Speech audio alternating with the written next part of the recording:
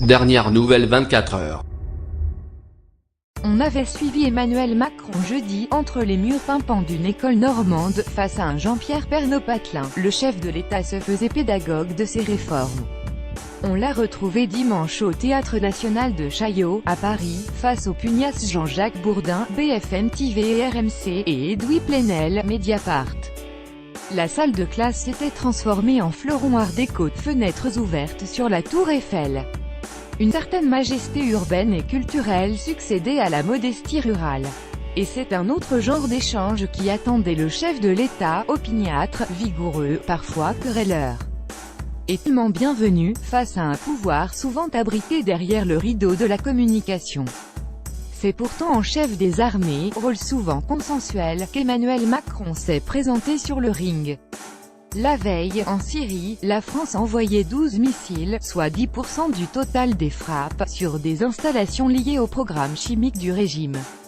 Décision que le chef de l'État a aussitôt dû justifier. Ce pouvoir arbitraire du chef des armées, n'est-ce pas l'archaïsme d'un pouvoir solitaire, demande Plenel. Le pouvoir du Parlement est défini par notre Constitution, rétorque un Macron piqué. On ne va pas changer de constitution parce qu'elle ne vous plaît pas, j'ai besoin de remettre le pays au travail. La France n'est-elle pas sortie du droit international en frappant sans l'aval de l'ONU?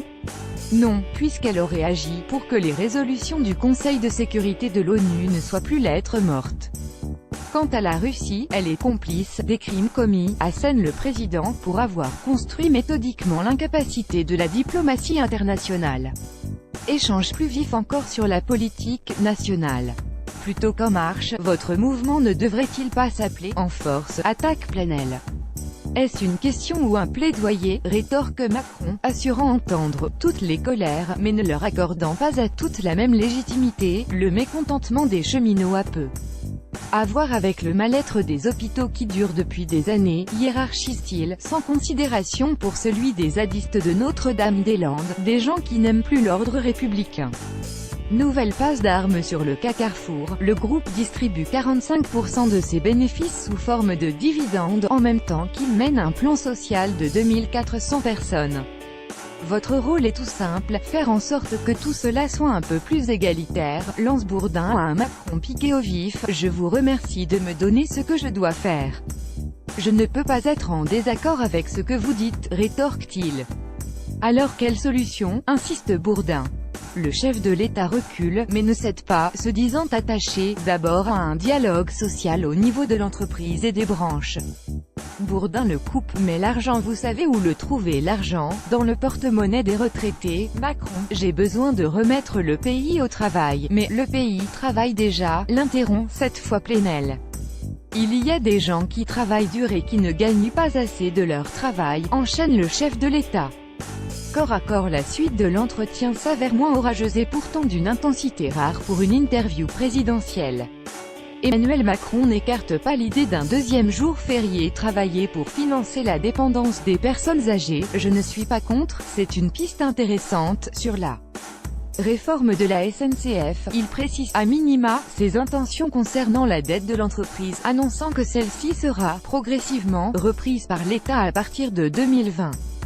Macron est interpellé sur les violences policières dans les facultés et à Notre-Dame-des-Landes. La répression, c'est votre façon de fêter mai 68, demande le patron de Mediapart. Question cash, réponse cash, ajoute-t-il, toujours entre nous, répond Macron, sourire gourmand. Au fil de la soirée, le téléspectateur découvre un Macron qu'il avait oublié.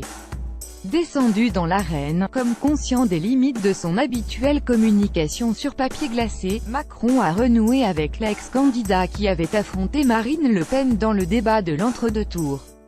Et surprise, il est presque plus efficace dans ce combat au corps à corps que dans l'emphase solitaire de beaucoup de ses discours.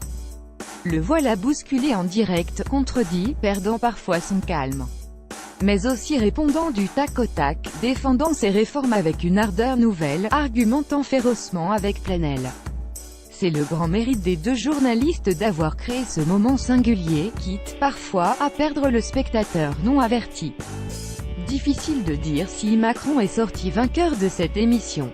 Mais celle-ci avait un grand mérite, même dans ces moments de confusion, elle était en phase avec ce moment politique inédit, celui où le pouvoir semble jouer à qui tous double sur plusieurs fronts. Grégoire Bizot, Dominique Al.